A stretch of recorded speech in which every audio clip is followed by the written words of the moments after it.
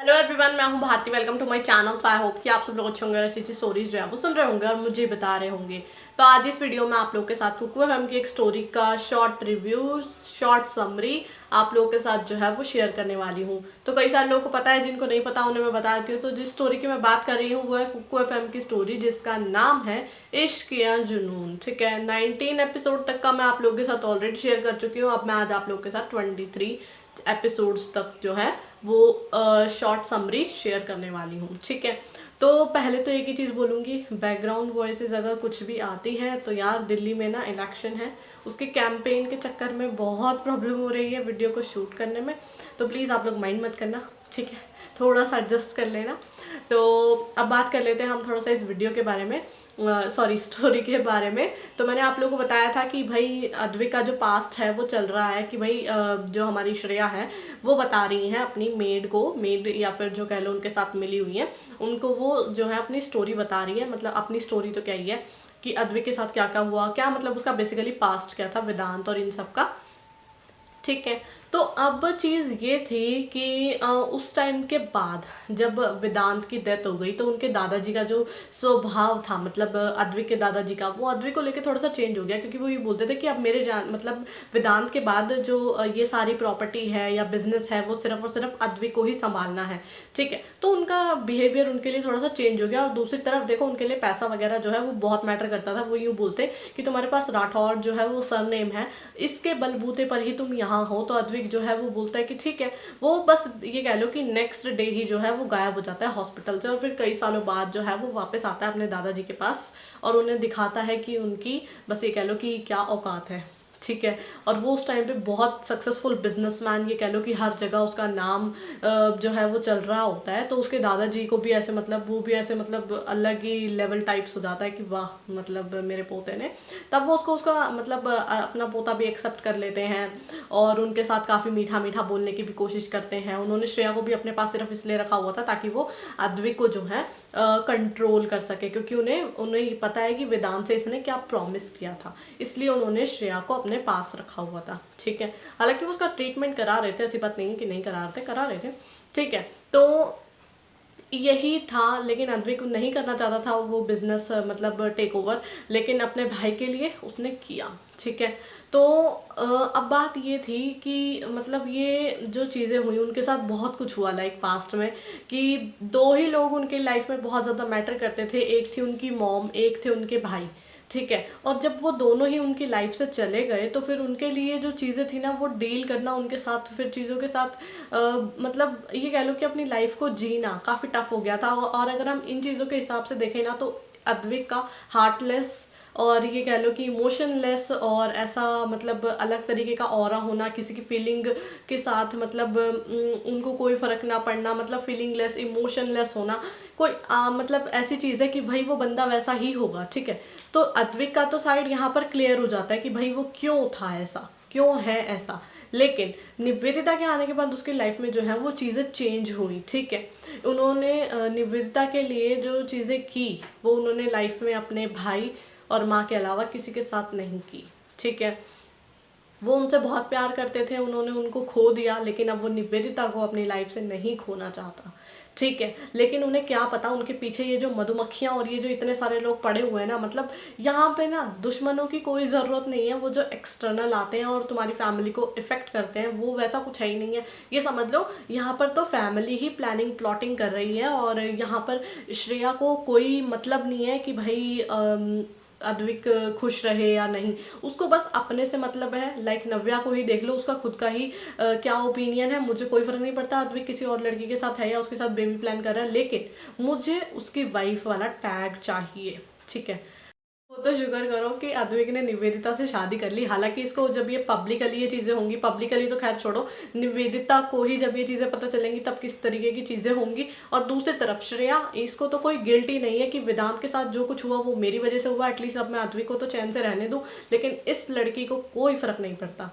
ठीक है, अब दूसरी तरफ अगर हम अद्विक और निवेदिता के रिलेशनशिप की बात करें तो भैया इनके में तो ऐसा है कि भैया कम्युनिकेशन का इतना बड़ा इम्पॉर्टेंट रोल दिखाया गया है। मेरे को तो इस स्टोरी से एक ही चीज़ समझ में आई कि इसमें जो कम्युनिकेशन है ना हर एक रिलेशनशिप में, वो बहुत इंपॉर्टेंट होता है, ठीक है। वरना तो तुम्हें कोई कुछ भी आके कहेगा और तुम कुछ भी सीखोगे, कुछ भी उसका मतलब निकालोगे, चाहे वो सामने वाला इंसान तुम्हें अपने दिल की बात किसी भी तरीके से बता रहा हो, लेकिन हमेशा बातों के दो मतलब होते हैं, वो आपके ऊपर होता है, आप उसको पॉजिटिव लेते हो कि नेगेटिव लेते हो, ठीक है। तो यहाँ पर ये चीज़ बहुत इंपॉर्टेंट चीज़ जो है ना वो यहाँ से सीखने को मिल रही है, ठीक है। चाहे कोई भी रिलेशनशिप क्यों ना हुआ, चाहे फैमिली में अदर किसी के साथ रिलेशनशिप हुआ या फिर आपके अपने पार्टनर के साथ रिलेशनशिप हुआ, भाई कम्युनिकेशन बहुत इंपॉर्टेंट है, ठीक है। दूसरी चीज़, अद्विक जैसा भी है जो भी किया उसने, लेकिन हमेशा वो निवेदिता के लिए खड़ा रहा, जो कि एक बहुत अच्छी चीज़ है, ठीक है। तो वो उसको फिर भी प्रोटेक्ट करके रखता है, लेकिन चीज़ ऐसी है कि अब निवेदिता के दिमाग में श्रेया ने ये चीज़ डाल दी है कि भाई अद्विक जो है वो बस तुमसे मतलब के लिए जो है वो तुम्हारे साथ है, क्योंकि उसको तुम्हारे बच्चे का बोन मैरो चाहिए, ठीक है। अब निवेदिता ने भी इस चीज़ पर भरोसा कर लिया है। अब इसका क्या रीज़न है, ये तो बहुत लंबी सी स्टोरी है, बस ये कह लो कि किसी भी तरीके से श्रेया ने उससे कांटेक्ट कर लिया और निवेदिता के दिमाग में बस यही चीज़ें चल रही हैं। अब वो चाहती है कि मैं खुद को और अपने बच्चे को किस तरीके से बचाऊँ, ठीक है। अब क्या होने वाला है यहाँ पर और किस तरीके से ये चीज़ें जो है आप लोगों के सामने प्रेजेंट की जाएंगी, दूसरी चीज़ आगे स्टोरी में क्या होने वाला है, और दूसरी चीज़ जब अद्विक को इन सब चीज़ों के बारे में पता चला तो बस उसका गुस्सा जो है वो संजय पर फूट पड़ा। मतलब उसे कैसे कि कैसे निवेदिता को चूज़ किया गया एज अ डोनर, ठीक है। उसकी लाइफ में वो कितनी इंपॉर्टेंट है, वो तो कभी भी नहीं सोच सकता कि निवेदिता और अपने बच्चे के साथ वो कुछ ऐसा होने देगा, ठीक है। तो जब श्रेया को ये चीज़ पता चलती है तो वो अद्विक को मिलने बुलाती है और उसे काफ़ी मतलब ये कह लो ब्लैकमेल एंड ऑल करने की कोशिश करती है, वो इमोशनल ड्रामा एंड ऑल कि भैया वेदांत ने तुम्हें ऐसे बोला था और तुम अब ऐसे करोगे, कौन है ये लड़की, क्या तुम्हारे लिए इतनी इंपॉर्टेंट है कि तुम अपने प्रॉमिस को भूल जाओगे, मतलब ये सारी चीज़ें। लेकिन ये सब चीज़ें भी जब उसके काम नहीं आती तो वो एक ऐसा पासा फेंकती है कि भाई जो तुम्हें प्रॉब्लम है, लाइक जो तुम्हारे अंदर वायरस को इंजेक्ट किया गया था, इसका मेरे पास एंटीडोज है, ठीक है। हाँ बेसिकली कह लो सोल्यूशन है और उससे तुम जो है वो ठीक हो जाओगे। तो अब तुम्हें चूज़ करना है। लेकिन अद्विक जो है वो उसका गला पकड़ लेता है कि भाई अब देखना ये है कि उसका जवाब क्या होने वाला है। जहाँ तक मुझे पता है, देखो वो उसके लिए वो चीज़ें मैटर ही नहीं करती, उसके लिए निवेदिता बहुत मैटर करती है और वो उसको हर्ट नहीं करेगा, सीधी सी बात ये है। लेकिन निवेदिता को ये नहीं पता है कि भाई मैं उसकी वाइफ हूँ, तो अब जो मुझे कोई सिखाएगा पढ़ाएगा मैं सीख लूँगी, बस ये वाली बात है। वो इतनी बेचारी बेसहारा इस तरीके से उसको दिखाया गया है कि बस मैं क्या बोलूँ यार, मतलब हद है। इतना ज़्यादा बेवकूफ़ होना भी ना गलत ही होता है, ठीक है। मतलब तुम सामने से पूछो तो सही इस बंदे से, जब वो तुमसे पूछ रहा है तब भी तुम्हें नहीं बताना, तो फिर इसमें गलती किसकी है? अद्विक की है। अब हर चीज़ में अद्विक को ब्लेम करना भी सही नहीं है, ठीक है ना। तो बस यही वाली चीज़ है। मेरे को तो लगता है निवेदिता की ही है सारी गलती, ठीक है। चाहे अद्विक ने जो भी कुछ भी किया हो, लेकिन निवेदिता की गलती है क्योंकि वो कुछ भी नहीं पूछती है। और अद्विक जब पूछ भी रहा होता है वो अच्छे मूड में भी होता है, वो पूछ सकती है, लेकिन वो इतना डरती है। अरे भाई क्यों डरना है, ठीक है ना। तुम अगर सही हो तो मत डरो, चाहे तुम्हें सज़ा भी मिल रही है ना तो भी मत डरो भाई, बोलो, सीधी सी बात है, बोलो, अपना तुम बोझ हल्का करो। तुम प्रेग्नेंट हो, ठीक है, तुम्हारे बेबी को ये सारी चीज़ें इफ़ेक्ट करती हैं, ठीक है। तो मैं तो सबको एक ही चीज़ सलाह दूंगी भाई, कम्युनिकेशन बहुत इंपॉर्टेंट है। कोई भी चीज़ हुई, कोई भी सवाल है उसी टाइम पे क्लियर कर लो। फालतू की चीज़ों में ना पड़ो कि मैं कल जान लूँगी या ऐसा कुछ नहीं। जब आपको जो चीज़ पूछनी है तभी ही पूछ लो, ठीक है। ये सबसे बड़ी चीज़ होती है। और दूसरी चीज़, पैसा पावर इसको सलाम है, स्टोरी ने यही चीज़ सिखाई है जो मुझे लगता है, ठीक है। उसके आगे कोई भी चीज़ मैटर नहीं करती। फिर तुम्हारी फैमिली भी तुमसे अच्छे अच्छे से बात करेगी, चाहे तो पहले तू क्यों ना हुए, बाद में तुम आप बन जाओगे, ठीक है।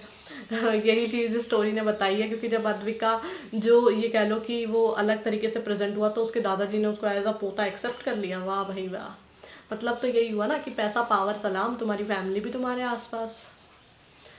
पर ठीक है, मुझे तो ऐसा लगता है कि सारी चीज़ों का कोई मतलब नहीं होता। एक टाइम पे दोनों चीज़ें इंपॉर्टेंट होती हैं, लेकिन फिर भी पता नहीं क्या ही दिखा रहे हैं, मुझे तो कुछ समझ नहीं आ रहा। बस अब यही है कि अद्विक किस तरीके से अपने बेबी को और दूसरी तरफ निवेदिता को जो है वो प्रोटेक्ट करेगा, किस तरीके से वो निवेदिता को कंसोल करके उसको सारी चीज़ें बताएगा। भाई बता दे प्लीज़ प्लीज़ बता दो कि तुमने शादी कर ली, नहीं तो वो बस क्या बोलूँ, वो क्या करने वाली है मुझे भी नहीं पता, ठीक है। देखते हैं अब निवेदिता क्या फ़ैसला लेने वाली है, क्या करने वाली है। वो भाग तो सकती नहीं वहाँ से, कुछ तो करना पड़ेगा ना। तो बस वही वाली चीज़ है, देखना पड़ेगा। लेकिन मैं चाहूँगी प्लीज़ हैप्पी ही हो सब कुछ, प्लीज़ इनके बीच में कोई और मिसअंडरस्टैंडिंग क्रिएट मत करो, वरना मैं ये शॉर्ट रिव्यूज़ जो आप लोग के लिए शेयर कर रही हूँ ना, ये भी मैं बंद कर दूँगी। मैं बिल्कुल नहीं सुनने वाली भी उसको, ठीक है। तो अब आप लोग देख लो भाई, राइटर से बात कर लो और फिर चीज़ों को सॉर्ट आउट कर लो। ठीक है।